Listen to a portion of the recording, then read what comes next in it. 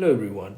So in the last class we talked about limits and the way limits are applied in almost all applications that involve a function that needs to be evaluated at a certain point and then you evaluate the function using certain standard techniques based on the definition and then using some standard rules. So today we extend our discussion to understanding what is continuity, and this is one of the basics that forms the background of the recapitulation module. So we talk about continuity and we straight go to the definition. And the definition of continuity says that if we have a function which we know as fx, where x is the independent variable and fx depends on x, the way x behaves is said to be continuous at a certain point x equals to a. And if you remember, a is the point which our independent variable is trying to reach. If the right hand limit equals to the left hand limit equals to the value at which the function is evaluated for that corresponding value of x. Okay, so I'll highlight this region just to make sure that you understand what is the requirement of continuity. So we have limit h tends to 0 f of a plus h, which is our standard right hand limit, and that is equal to limit h tends to 0 f of a minus h that we have read in the limit section for the left hand limit, and that is equal to the function evaluated at a, and this means that we replace x equals to a, we get the value. And the condition for continuity is that if we are considering a curve and we are trying to evaluate if the curve is continuous at that point, the requirement is if I insert the value of the function, let's say if this is a function fx, then the value of the function at that point is equal to if I perturb the solution by h or by a minus h as h tends to 0, that is h tends to 0. So this is the right portion and this is the left portion. Okay, so this is the general definition and implication of continuity as I showed you from this little diagram. So in case, so the thing to note over here is, and this is something which really is important at this point, is to assume that in case a function is not defined at x equals to a, which means that if fa, which means if I take the value of x is equal to a and then evaluate fx, which is essentially fa, does not exist, so that means it is not defined, or if the right hand limit is not equal to the left hand limit, in that case or in either case the function is discontinuous. So this means that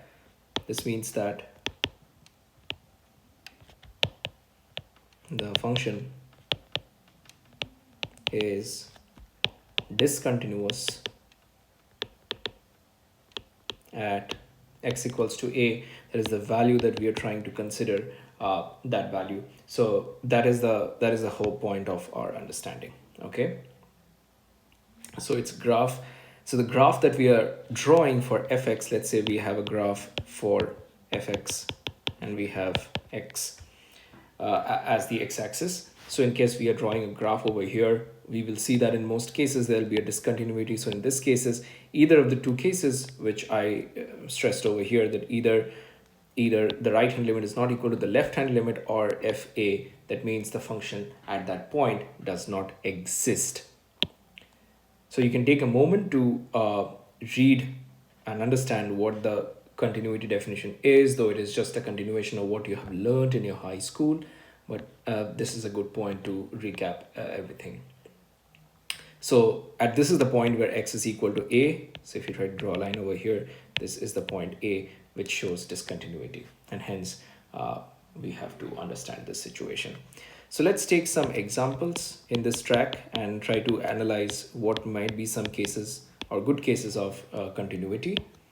The first one is, let's say if we have fx is equal to x square minus a square divided by x minus a. We did this example yesterday and we saw that if we take a limit, then it has a certain value.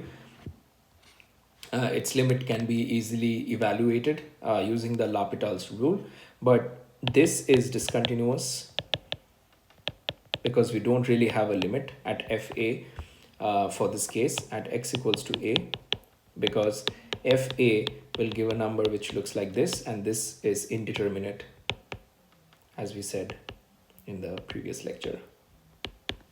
Okay.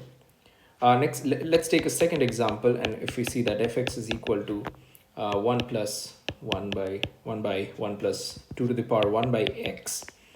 In this case, it is discontinuous, so this function is discontinuous at x equals to 0. Okay, so the reason being that the right hand limit, let's say if we consider something like this, the right hand limit is equal to limit h tends to 0, 1 by 1 plus 2 to the power 1 by h, and that is equal to 0, because that kind of converts it to a huge number, but then the left hand limit, when we try to evaluate it, it is 1 by 1 plus 2 to the power 1 by minus h, and that is equal to 1. So the right hand limit is not equal to the left hand limit for this case. So that's the reason why this limit is not defined. Even at x equals to 0, this limit does not have proper definition. So these are the few cases which you can consider, and this is one of the prime examples that show you how to do it. Okay.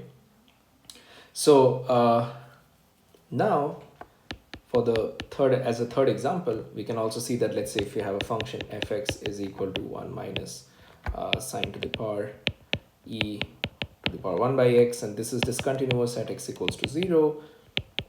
This is discontinuous at x equals to 0 as f0 is undefined. Okay, so these are a few of the cases that we have discussed. So let's just go over them one by one. The first case talks about a simple example where fa is indeterminate and that is not defined. The second case goes through an example which has 2 to the power 1 by x, in which x is 0, in which it's clearly not defined from the example, but if we take a right hand limit and a left hand limit, we see that these two don't agree on several terms. And the third example states that if we take a trigonometric function like this, in this case, if x equals to 0, in that case e to the power of infinity turns up, and that is undefined. Essentially, since it's a sine function, it is an oscillating function, but then the values are not defined, so we can't say that this is continuous, so this has the discontinuous property. Okay, so these are few of the cases which can be considered for the point. So let's just solve one example of limit, and then we will go on to the next section. So example 1. Okay, so in this example, what we will do is just take a pretty simple case of that, and then we will do it. So let's consider a problem where, so the problem is limit x tends to 0, ln of 1 plus x divided by 3 to the power x minus 1. And now we need to find the limit of the function and then see how we can apply our principles. Okay. The constraint being that, this is infinity. So if limit x tends to infinity, find what this function really represents. Okay. So when we're trying to solve for this function, we can see that the solution of this is pretty straightforward, only that you need to consider a few things in mind. So let's say if this is the case, what we will do is we'll apply a strategy in which you have ln of 1 plus x divided by x multiplied with x divided by 3 to the power x minus 1. So we divided and multiplied x on both sides. Okay, we have multiplied x on both sides, in which case the problem becomes at least a little bit simple. And then we can use certain expansion techniques as well for the problem, and try to evaluate what we have in store. So the final answer would be ln of 1 by, so essentially it is 1 by log 3. That would be the answer, and I leave up to you as an exercise to take from this step to this step. So this is pretty easy in a way to do. It's just that you need some techniques to solve it, but this is the first step of doing it. So some of these problems can be approached in this step, and this is the final answer. Okay. So for this case, we will be talking about some other instances where we have, let's say, a problem which goes something like this. Okay, so let a function fx be defined as fx equals to e to the power x, e to the power 1 minus x. In this case, x is rational, and in this case, x is irrational. So there are two cases for the problem. In one case, we have x as a rational number and x is an irrational number. So in both cases, we have two different functions where x belongs to 0, 1, open brackets. So this is the problem that we have. And we need to find out if f is continuous or discontinuous. So the question is, is f continuous, and how is it continuous? Okay, how is it continuous? Right. So we need to make sure that we understand this question. So just to understand, in the first line we have fx equals to e to the power x, where x is rational, and then e to the power minus 1 minus x, where x is irrational. So we can clearly see that in order to maintain continuity at some points, at any point whatsoever, the function must be equal for both the cases. Okay, so the function must be equal for both the cases. So that is the case when we have a measure of how the function is continuous, or whether it is continuous at all. So the only instance that we find that this function is continuous is when the two are equal, which means e to the power x is equal to e to the power 1 minus x. Okay, so we can equate the exponents of that, and in that case we have x equals to 1 minus x, or 2x is equal to 1, or x is equal to half. So the answer would be, if x is continuous at only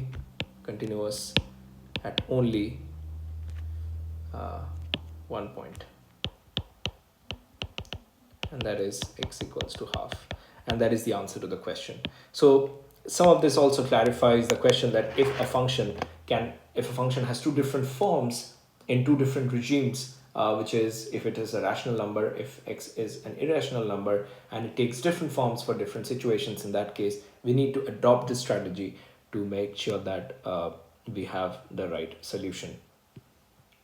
Okay, so this was a bit of continuity and limits in our discussion, and I leave one of the problems to you as an exercise, and see if you can attempt the problem.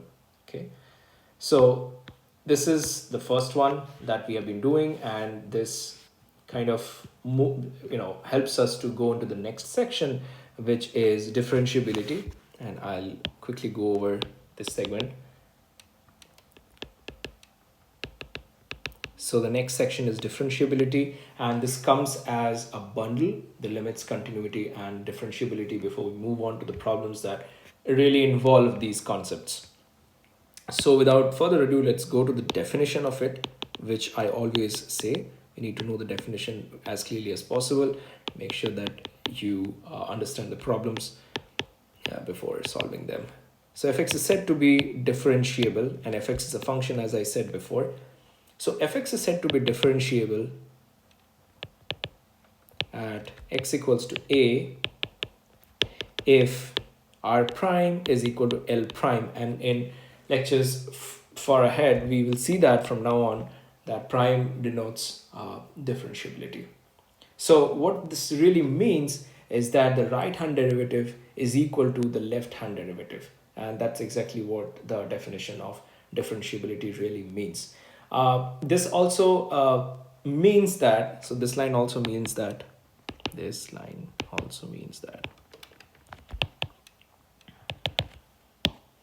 slope of curve is at the left, at the right, is equal to slope of curve at left. So in that case, you can use this technique to evaluate whether a function is differentiable at this point.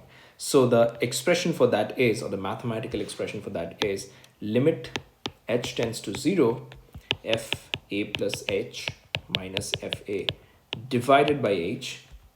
So that's basically the right hand limit. It's also known as the forward difference in some cases. So this is also known as a forward difference, and that is equal to limit h tends to 0 f a minus h minus f a divided by minus h, and this can alternatively be written as limit h tends to 0 f a minus h divided by h. This is also known as the backward difference. These two must be similar. So once again, just to repeat the entire thing, what is going on. So let's say if we have a function and we are evaluating the function at this point, if you can see over here. So we are evaluating a tiny increment at the requested value, which is a, and we are subtracting the original value at that point, which is fa, and then dividing by the grid width, which is the perturbation length, which is h. Okay, and then that is equal to the limit of that function as h tends to 0 of f evaluated at a minus f evaluated at a minus h. So the perturbation is subtracted from the value that we're requesting in. So let's say if we have a curve like this, let's say if we have a curve that looks like this, and then we take another color, and then we mark that this is the point which we are interested in, and we are checking if this function is differentiable at this point. So this is the point a, so this is the point a plus h, and this is the point which is a minus h, and the corresponding function at this point is f a plus h, corresponding function at this point is f a, and at this point is f a minus h. So we can see that this is how we are constructing the functions, and we are constructing the definition of differentiability. Okay, so let's quickly do an example before closing this topic and moving on to the next segments in a future lecture. So I'll just start with one example, and that's a pretty simple one. So let's just choose a different color as a heading. You can pause the video in every moment and then go through what we have done so far. So this is what we have, and then for our example 1, let's take two functions, one of them being fx is equal to e to the power minus x squared, and gx is equal to modulus of x e to the power minus x squared. And it has been asked, mention the status of f and g. Is f differentiable? Is g differentiable? Are they both not differentiable? So we need to comment on what f and x really are. So the question is, comment on whether fx and gx are continuous or not. Okay, So in order to do that, let's just take the basic definition and see whether the right hand limit and the left hand limit is the same or different, and see their differences, what they have. Okay, so for the first case, let's see the left hand limit of gx. Okay, and then we'll get to know a better idea about it. So function which is differentiable is definitely continuous. So we need to check if the left hand limit and the right hand limit needs to be same. So the first check is if the function is continuous at that point. Continuity check. Okay, so this is the first check that we need to do, continuity check. So as an obvious example, we can say that the left hand limit. Okay, so we are first doing it for fx. Let's see if fx is continuous or not. So we will take a right hand limit and left hand limit as well. So for fx, if I do a limit h tends to 0, fx plus h, we just perturb the independent variable by h, and we see that that is equal to e to the power minus x plus h whole square. So this is x plus h whole square. That's the left hand limit. This is the this is the right hand limit. And then accordingly, we have the left hand limit, which is limit h tends to 0, fx minus h is equal to e to the power minus x minus h whole square. And that's the left hand limit. Okay. So what did we do here? We just made sure that the function is continuous even before we are jumping into differentiability. So the first check is if the function is continuous, and we see that fx is indeed continuous because e to the power minus x plus h square under the constraint that h tends to 0 is equal to h tends to 0 e to the power minus x minus h square, because if you replace 0 over here, we see that it's basically equal to minus x square. In this case, that satisfies the definition of continuity, as we see over here, as we see in the definition of continuity over here, that it needs to be same. So three values must be same, which is this one, the r equals to L equals to V. This thing must be the same for all the three cases before we move on to checking differentiability. So we see that it is indeed differentiable, it's indeed continuous, and then if we take a derivative over it, we can also see that it is continuous, it is differentiable. I'll leave to you as an exercise, but we know that fx is indeed differentiable.